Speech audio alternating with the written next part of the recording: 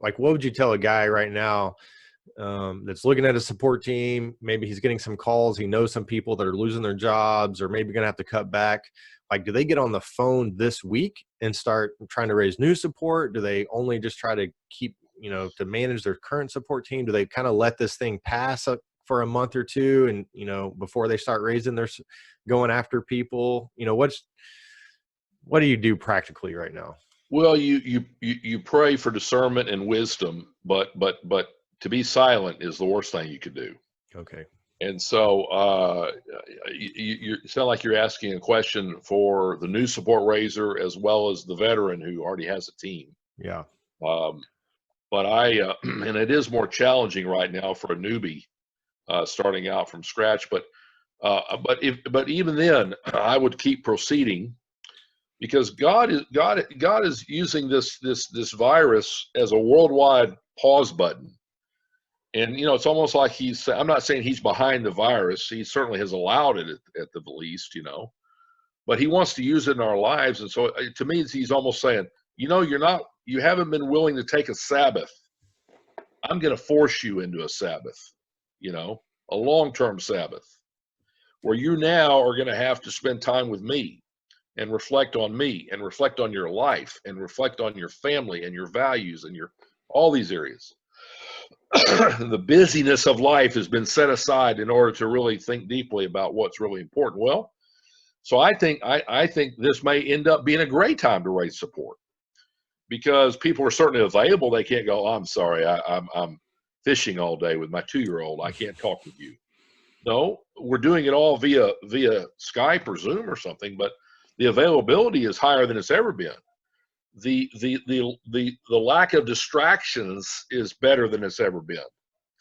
And so I think I would proceed with as many appointments as I possibly could via Zoom, but I would also obviously include the context.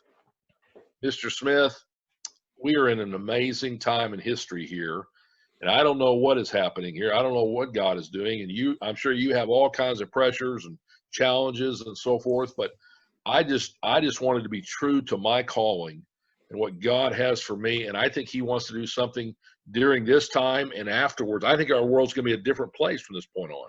I want to be part of the solution. I want to somehow show the world that Jesus Christ is the answer. And so I'm preparing. I'm gearing up. I'm putting the team together. We're getting ready to launch. And I really don't know what your financial situation is. I don't know whether it's stable or struggling right now, but I want to ask you to pray about joining our team. I want to ask you to partner with us, even if it's potentially sacrificial for you. You just go to the Lord and pray about that. But here are the levels that I'm asking people to consider, and share those levels with them. So I think I would kind of approach it like that, and see what they do, see what they say. Secondly, your current supporters, Blake. If you have current supporters, they need to hear from you. You're probably the only one checking on them.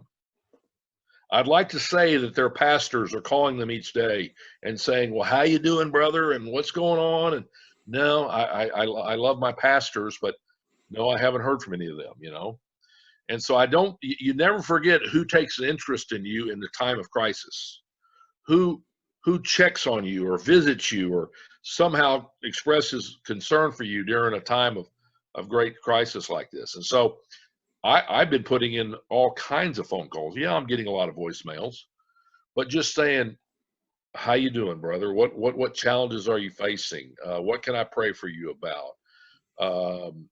I just want to make sure you guys are safe and healthy, and just thinking about you today. Call me if you need me, or if I can pray about something with you or for you. I'm having some amazing conversations with people.